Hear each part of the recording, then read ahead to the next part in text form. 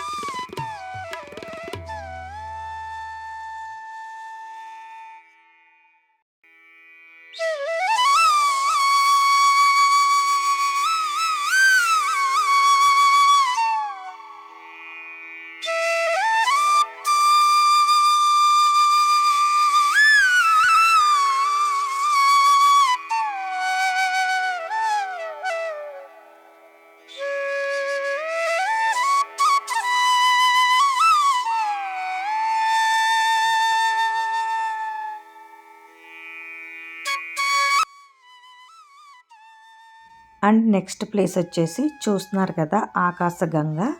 ఇప్పుడు ఆ ప్లేస్కి అయితే వెళ్తున్నాము.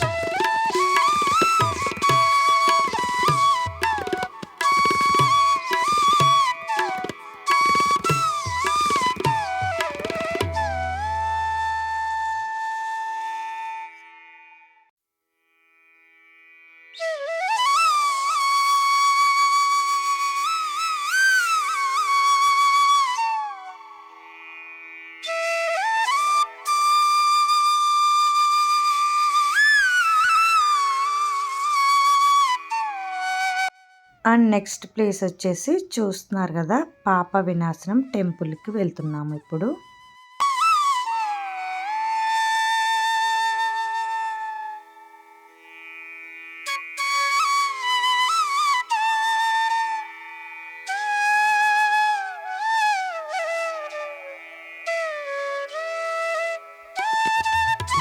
పాప వినాశనం టెంపుల్ గురించి మీకు తెలిసే ఉంటుంది. ఇక్కడ వాటర్ వస్తుంది కదా, ఈ వాటర్ ఎక్కడి నుంచి వస్తుందో ఎవరికీ తెలియదంట.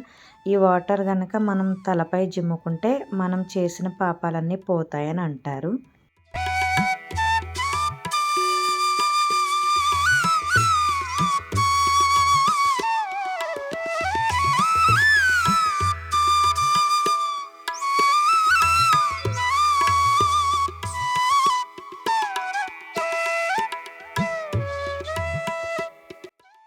అండ్ నెక్స్ట్ ప్లేస్ వచ్చేసి ఇప్పుడు శ్రీవారి పాదాలు చూడడానికి వెళ్తున్నాము. ఈ పాదాలను నిజపాద దర్శన అని కూడా అంటారు. ఈ పాదాలను తాకితే మనకి మోక్షం లభిస్తుందని కూడా అంటారు. ఈ పాదాలకి అంత విశిష్టత ఉంది.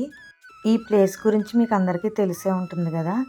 వెంకటేశ్వర స్వామి వైకుంఠం నుంచి మొట్టమొదటిగా భూలోకంలో అడుగుపెట్టిన ఈ ప్లేస్ని శ్రీవారి పాదాలని అంటారు కదా. అందుకే ఈ ప్లేస్ని నారాయణగిరి పర్వతం అని అంటారంట. ఇది చాలా హైట్లో ఉంటుంది, చూస్తున్నారు కదా.